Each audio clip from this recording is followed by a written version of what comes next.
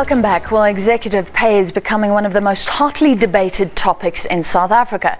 Last week, Anglo-American Platinum CEO Chris Griffiths caused a storm when he asked if he should run his company and put up with nonsense for nothing. He's since apologised for being insensitive while the strike on the platinum belt drags on over pay. Well, South Africa is one of the most unequal societies in the world, and the pay differential means that CEOs of JSE-listed companies earn roughly more than 50 times as much as workers in the lowest payment band, according to a PwC report last year. China's CEOs earning just 20 times. However, the pay gap in the United States much higher, with CEOs earning about 200 times that of the lowest paid worker. Well, with inequality rising all over the world, companies are under pressure to justify their executive pay. Last year, Swiss nationals voted in a referendum to impose some severe restrictions on executive compensation. In the US, regulations mean that companies may be compelled to not only publish the pay of their execs, but compare it with average workers' pay. Well, let's discuss. We're joined by Jane Barrett from Union Federation COSATU, who's warned that unequal wages could fuel revolt. On the other side, we have Leon Lowe from the Free Market Foundation, who's pointed out that CEOs make millions for their companies and create jobs. Good evening to you both. Let me start with you, Jane. I get the feeling that CEOs are feeling or are being made to feel like they should be embarrassed because of their pay. And should they, or should we recognize that they do make sacrifices to get where they are? Look, I think they do need to feel embarrassed. I think there's a moral issue. I think there's a moral issue in the context not just of inequality and poverty in South Africa, but worldwide inequality and poverty. When you have a situation where food poverty and the absence of basic access to a decent life exists for the majority, I think CEOs do need to be embarrassed about their pay. But I think there's a bigger issue, and that is there should be a nationwide embarrassment about the extent to which our whole economy is premised on low pay generally. And I would question those figures from Price Waterhouse, that gap figure that they give. Do you think it's higher? I think it's much, much higher. If you take into account the dividends, if you take into account the short-term and long-term incentive bonus payments that CEOs get, the gap is absolutely ginormous. I mean, let me give you an example. The CEO of Exara earns something like 100,000 times more than a contract cleaner would earn in the company. Leon, because if you add up all of those three components of the income, it's not just the basic salary, it's all those other sources of income that CEOs have access to. And looking at Chris Griffiths, they say about 117 times, even if the workers get 12,500 rand. Is this acceptable?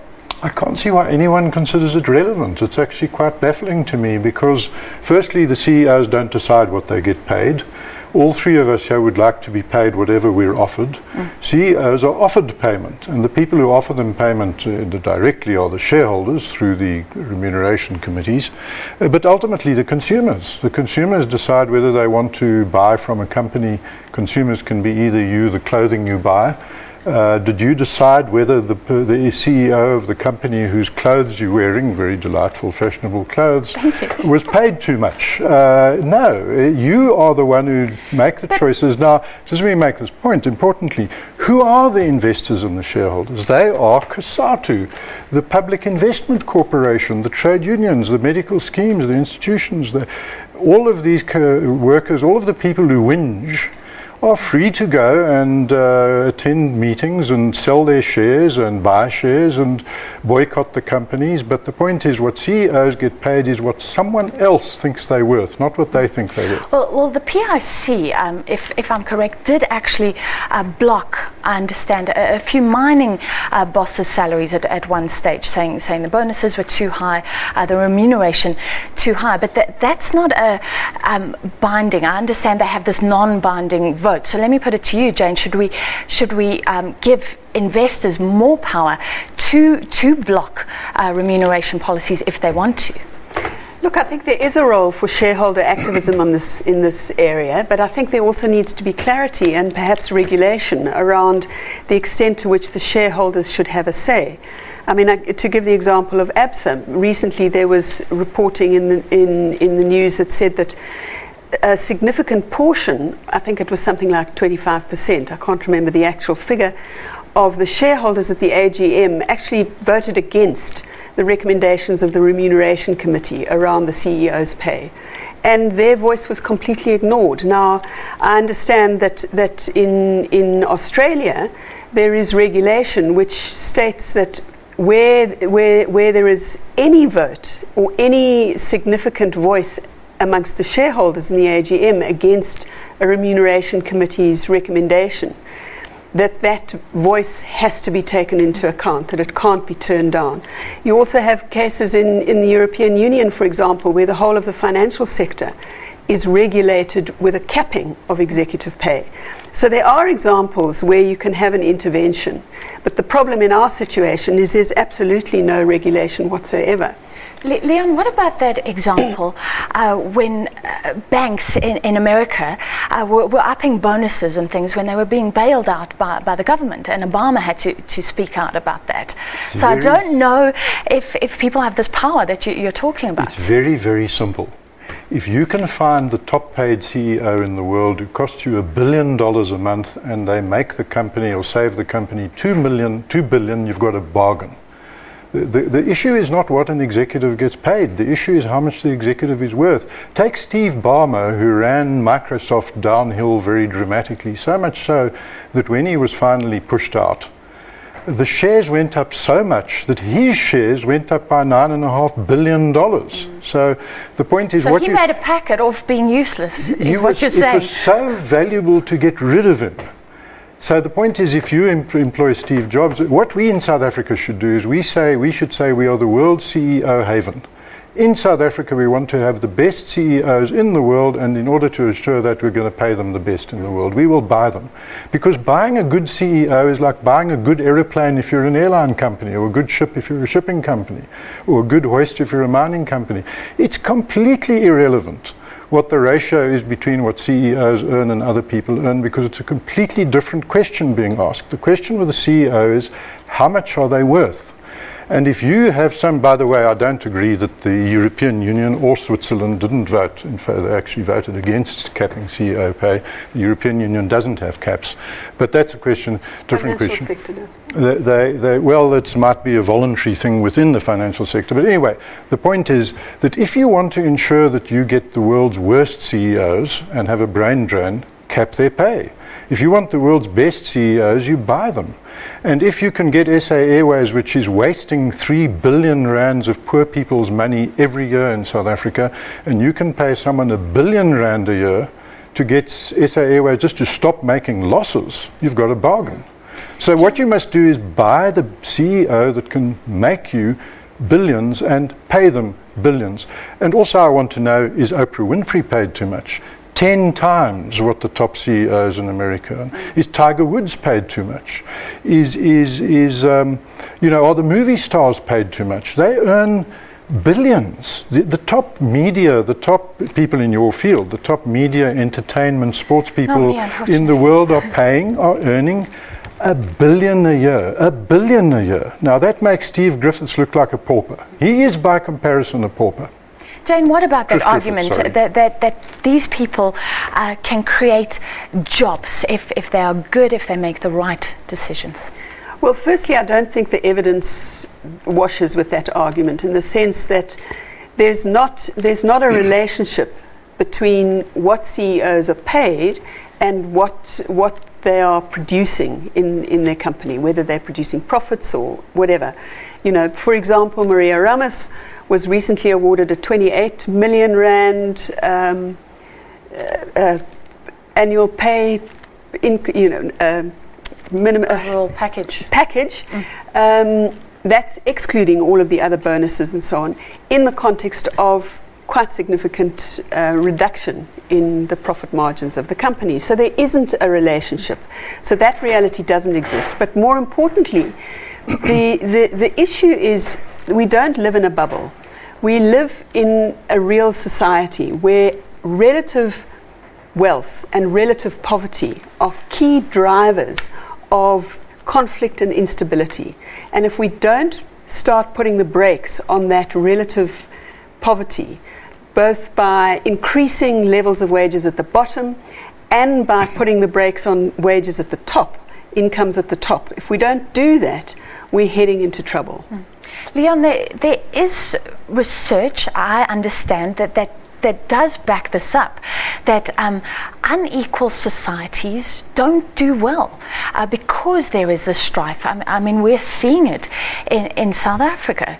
Surely some more equality, I don't know what the level is, could help the economy. Let's understand something. The highest growth countries in the world now are places like Mauritius, China, India, and these places have rising inequality. Now, they have rising inequality despite the fact that everyone is wealthier. Everyone is better off.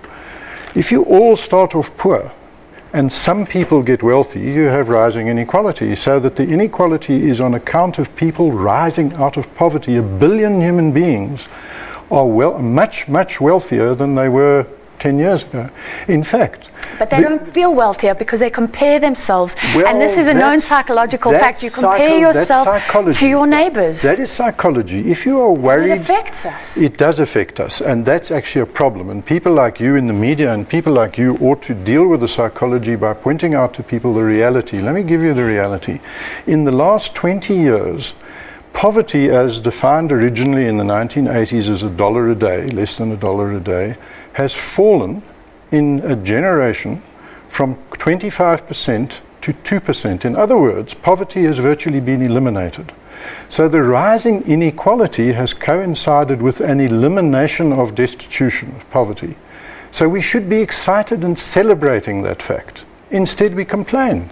So what do you do if you're India or China or Mauritius? You say to yourselves, if we want to be the world's winners, and we want to lift billions of human beings out of destitution, we buy the world's best CEOs, and that means we outpay and outperform the Americans. But look at China, they're only paying 20 times as much. We're paying more than 50 times as much to our CEOs. No, it depends on what you mean, 50 times as much. Look, in America, the ratio, which is now something like 300 to 400 times the median, the average. The figure you're seeing here is usually referred to the lowest entry level compared to the CEO. Yes. So it's not; these are not comparing apples and apples. And in China, it is also not the same thing. They're comparing it with the median. And the median in China is that if you look at the CEOs in China, China now has, I think, I may be wrong, is subject to correction, more billionaires, dollar billionaires than America. So China is a fabulous example, absolutely fabulous. India is a fabulous example which we in South Africa should follow as to how to lift all citizens out of poverty and destitution. And the way you do that is stop talking about inequality and talk about prosperity. Very quickly, let me put that to you, and then I'll give you both a final quick word. But has transparency actually tripped us up? Because everything is published now. So we see CEOs' salaries. I think that a lot of CEOs are sitting there saying, I should actually be earning more. And somebody in America said that this has actually pushed up CEOs' salaries over recent years. Well, I think there's a truth in that. I wouldn't say it's an argument against transparency, but I think it is an argument against a formula, an approach that business uses to particularly top pay, where they do these constant market comparisons, and effectively what happens is all the top wages, not just the CEOs, but the middle wages as well, start getting ratcheted up. And there's a constant cycle of ratcheting up, and I think that's a real problem. We have to develop a completely different approach to remuneration, including a different approach to valuing labor. I mean, the argument that has been given by Chris Griffiths is, I'm worth a lot because my skills are scarce. On the other hand, there's the argument that says there are many people in the value chain in any employment situation who contribute hugely and without whom the operation can't work. Just to give you an example, you've got security guards in this building who earn a minimum wage of 3,000 Rand a month. Now, without them, this building is We wouldn't insecure. be safe.